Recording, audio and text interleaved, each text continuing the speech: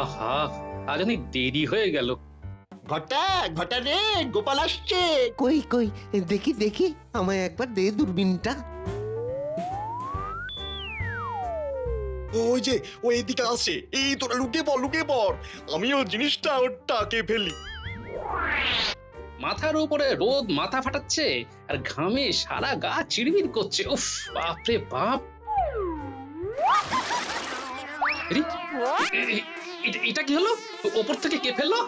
ওরে বাবা রে, এ কি জ্বলছে রে? চোখ খুলতে পারছি না তো। ওরে বাবা রে!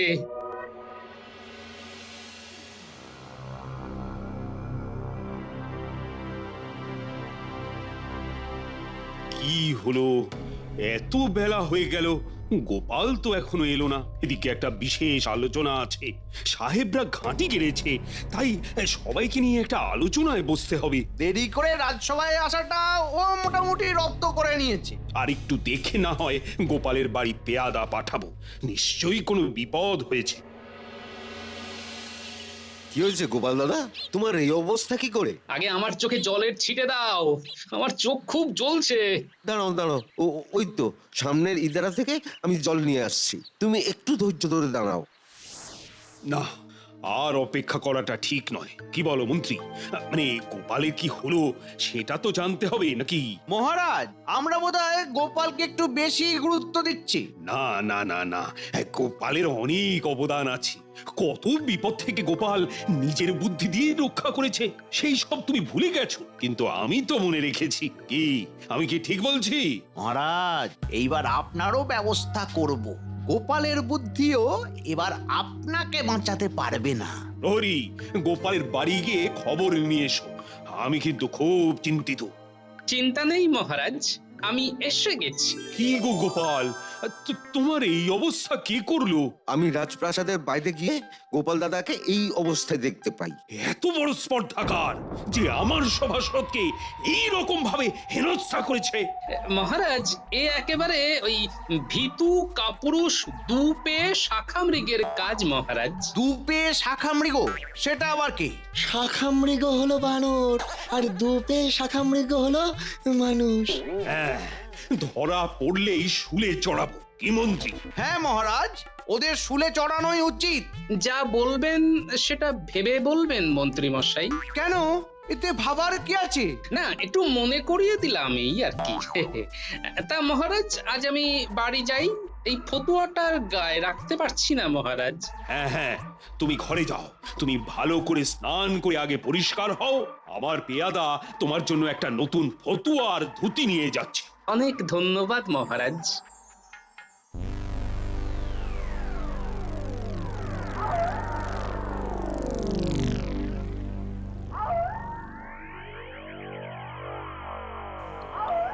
এবার কিছুদিন বন্ধ রাখবি বটা ঘটা, আমি পরিস্থিতি বুঝে আবার করতে বলবো। কিরকম হয়েছে আজকের কাজটা?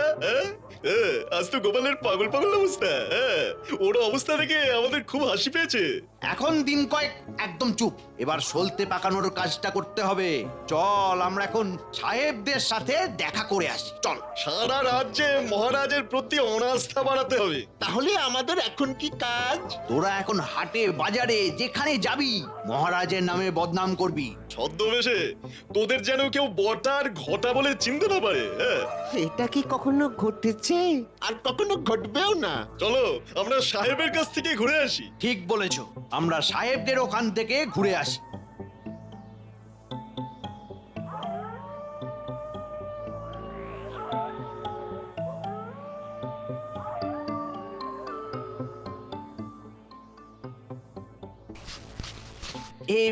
ভেতরে আসতে পারি সাহেব?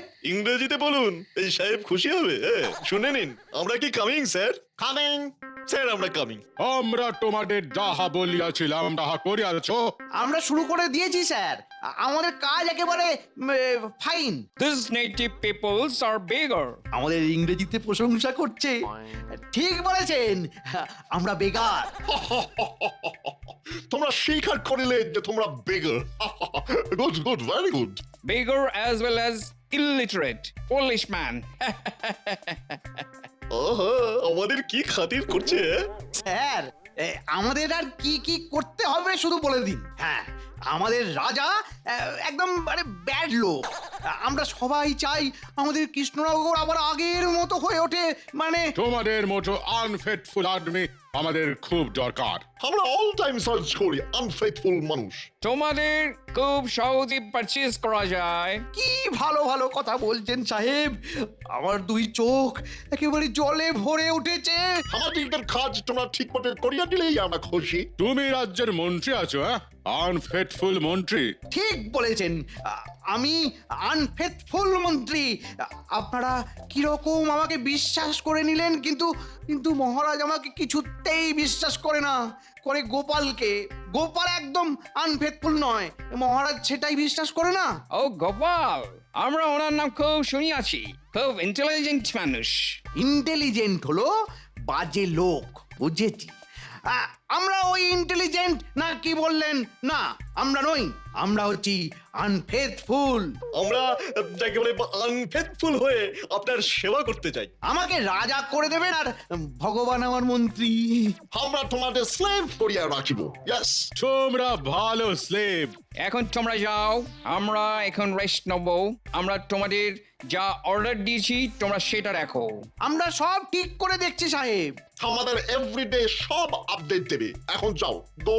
আচ্ছা সাহেব, আমরা যাচ্ছি, চলো ভগবান। ও ব্লাডি ফুল। ভগবান, সাহেবদের শেষ কথাটা ঠিক বুঝলাম না। আপডেট মানেটা কি? আরে আপনার ওপর ওপর, আর ডেট হলো হচ্ছে তারিখ তারিখ। ও মানে হলো গিয়ে ওপরে তারিখ। বুঝেছি, সবার ওপরে তারিখ, মানে তারিখ নষ্ট করা যাবে না। ভগবান বুঝে দেখো বাবা, তারিখ নষ্ট করা যাবে না। গোটা গোটা কাল থেকেই গ্রামেগঞ্জে কথা চালাচালি শুরু করে দেবে, হ্যাঁ? আর আমাদের এই হঠাৎ আক্রমণে নাজেহাল হয়ে যাবে মহারাজ। তাড়াতাড়ি বাড়ি চলো, আরে অনেক রাত হয়েছে। আমার গিন্নি আবার একা বেশিক্ষণ থাকতে পারে না, খুব ভূতের ভয়।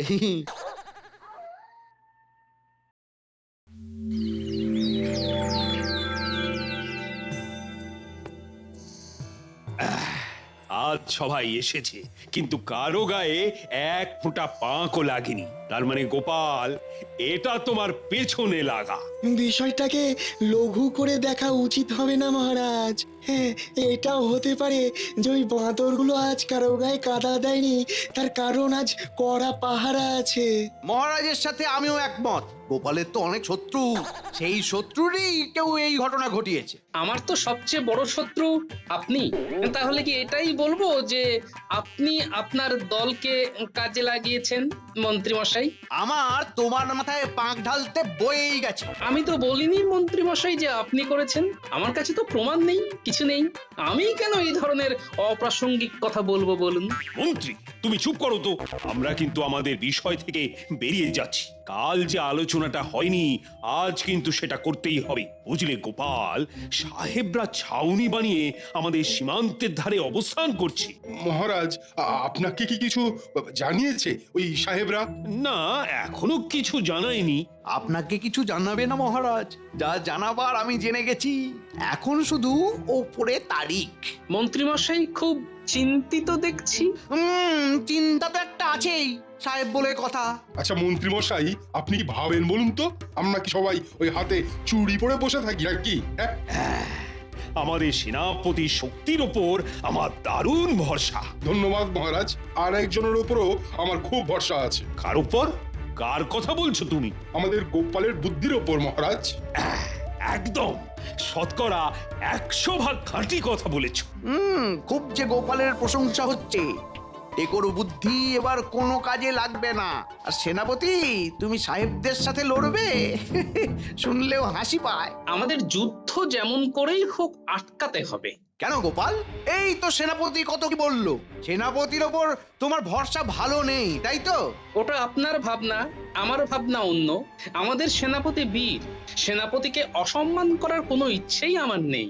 আমার ভাবনা শুধু যুদ্ধ হলে কিছু নিরীহ মানুষ মরবে। আজ পর্যন্ত যুদ্ধ করে কেউ তো শান্তি পায়নি। তুমি অনেক দূর পর্যন্ত ভেবেছো গোপাল। সত্যি তো, যুদ্ধ করে কেউ শান্তি পায়নি। তাহলে আমাদের কি করা উচিত মন্ত্রী?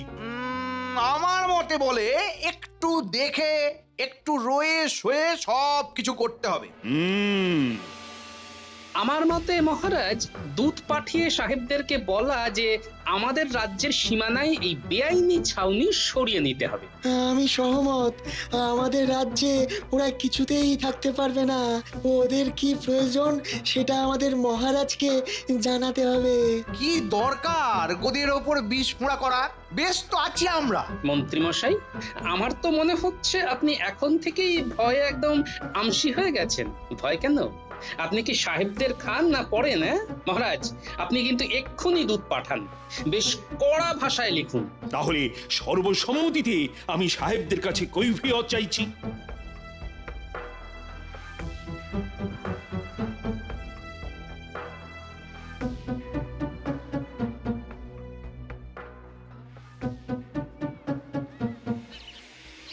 আমাকে কেউ চিনতে পারছে না রে ঘটা। বেশ ভালো ছদ্মবেশ হয়েছে। এবার একটু চিৎকার করে মহারাজের নামে কুগা। ঠিক বলেছিস, চল শুরু করি। শুনছেন মশাই, একটা বিরাট ঘটনা ঘটেছে। কি ঘটনা ঘটেছে?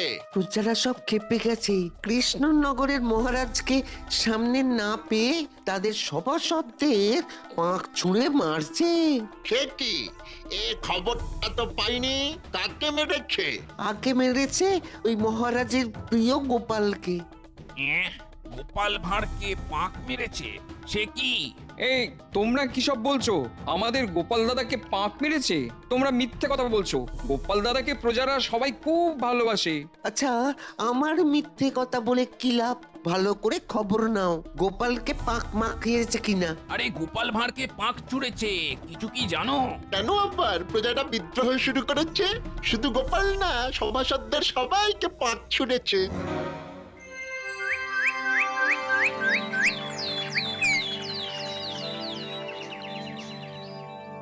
কি খবর গুপ্তচর?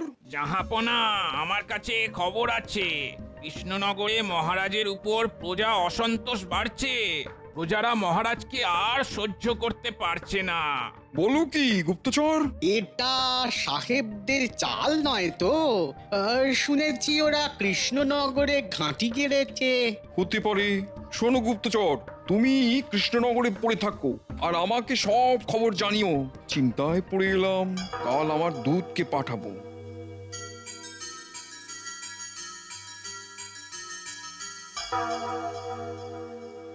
গোপাল, এটাকে আর সহজ করে দেখার কোনো উপায় রইল না।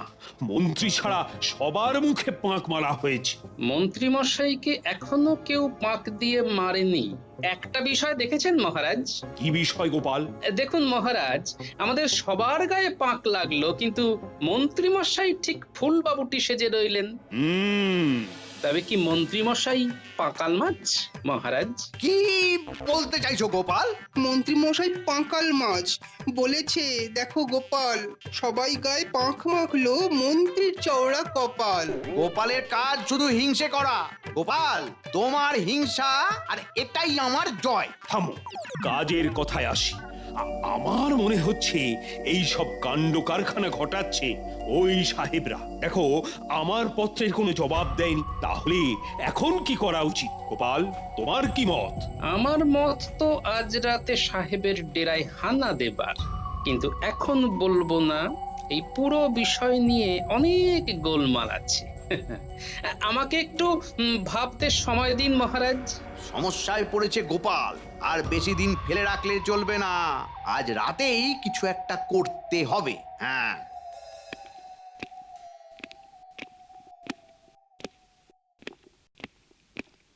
মহারাজ, নবাব বাহাদুরের দূত আপনার সাক্ষাৎ প্রার্থী। তার মানে কৃষ্ণনগরের কথা নবাব বাহাদুরের কাছে পৌঁছে গেছে। কি ব্যাপার গোপাল, এবার আবার নবাব বাহাদুর? এক গ্রামে রক্ষে নেই সুগ্রীব দোসর। ওহ, আমি তো ভাবতেই পারছি না। আরে ঠান্ডা মাথায় ভাবতে হবে, ভয় পাবেন না। দেখুন না, ভালো কিছু তো হতে পারে। তোমার মুখে ফুল চন্দন গোপাল। যাও যাও, প্রহরী পাঠিয়ে দাও। আজ ভগবানকে নিয়ে রাতে সাহেবদের ছাউনিতে যেতে হবে। কাল পরশুর মধ্যেই কৃষ্ণনগরের দখল নিতে হবে। আমি এখন বসে বসে রগর দেখি। মহারাজ, আমাদের সভাসদদের গায়ে পাক মারা এই বিষয়টা কি নবাব বাহাদুরের কানে গেছে? সর্বনাশ!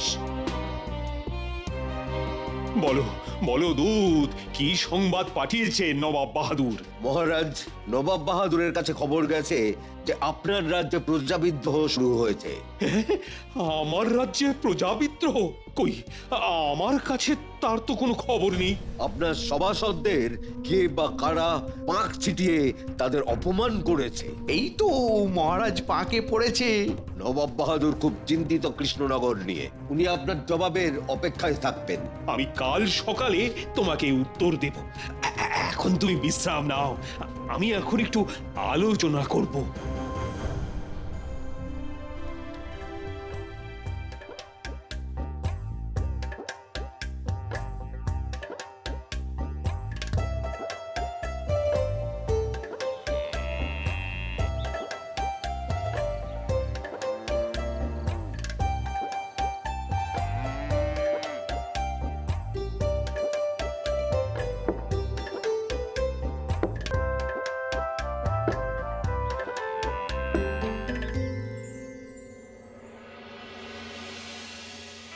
বিজ্ঞানী, আমি নিশ্চিত এই কাজ মন্ত্রী মশাইয়ের।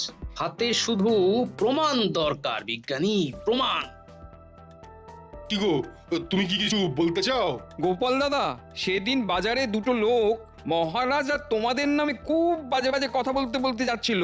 তুমি আবার দেখলে চিনতে পারবে। লোক দুটো ভিন দেশের, সাজ পোশাকগুলো ঠিক আমাদের মতো নয়। ওরা বলছিল গোপাল দাদার গায়ে নাকি কে বা কারা পাক ফেলেছিল।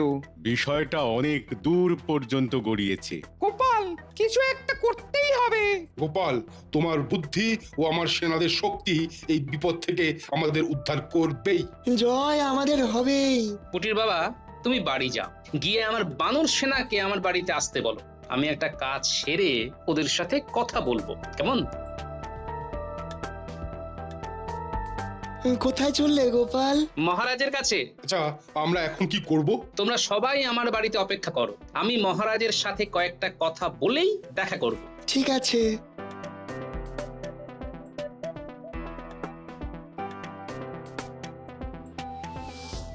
বলো বলো গোপাল, তুমি কি বলতে চাও? মহারাজ, আপনি নবাব বাহাদুরকে এখানে আসতে লিখে দিন, তাহলে নবাব বাহাদুরের চোখ আর কানের বিবাদ একেবারে ঘুচে যাবে মহারাজ। বলছো? তা এই কথাটা তুমি রাজসভায় বললে না কেন? মন্ত্রী মশাইয়ের জন্য মহারাজ। আমার ধারণা এই পুরো ঘটনাটা মন্ত্রী মশাইয়ের নির্দেশেই হচ্ছে। আমি আজই সব ঘটনার জবনিকা টানবো। আমি সবাইকে নিয়ে সাহেবদের ছাউনিতে যাব। তা কি করতে চাও তুমি? সেটা আমি ভেবে রেখেছি মহারাজ। আমি এখন চললাম।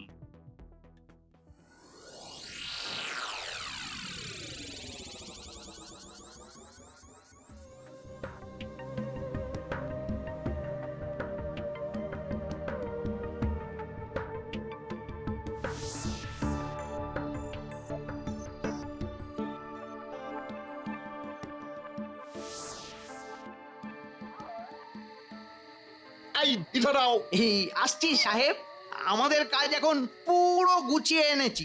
আমরা আর ওয়েট করতে পারছি না, আমরা কালই অ্যাটাক করব। মন্ত্রী মশাই, আপনি বলুন যে কাল কিভাবে মহারাজ আর গোপাল সহ সব সভাসদদেরকে গ্রেপ্তার করবেন?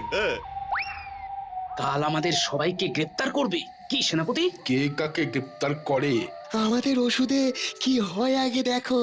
আমরা কখন বিচুটি পাতার জল ঢালবো? আমরা একদম তৈরি। রাজ্যতীষী, ওদের ভাগ্যে কি বলছে? ওদের ভাগ্যে আছে উন্মাদ নৃত্য। নে পুটি, নাপলা, গুলটে, ছাড়া না ছাড়। কন হ্যায়? Who is it? এই গোপালের গলা না? আমরা বেরোতে পারছি না। মার বিচুটির জল। এই বটা, এই ওরা তো বিচুটির জল ছেটাচ্ছে। এই লক্ষ্মীশ্বরের চাঁদের কন্যা, বিচ্ছুটির জল ছেটাস না। মরে গেলাম। হোয়াট ইজ বেচোটে? Oh my god, irritation. Irritation. ভেতরে চলেছে নাচ। কি বটা, আমাদের গায়ে পাক ফেলেছে কে? আমি এবার থামাও গোপাল। কার কথা এসব করেছো ভগবান? মন্ত্রী মশাইয়ের কথাই আমরা সব করে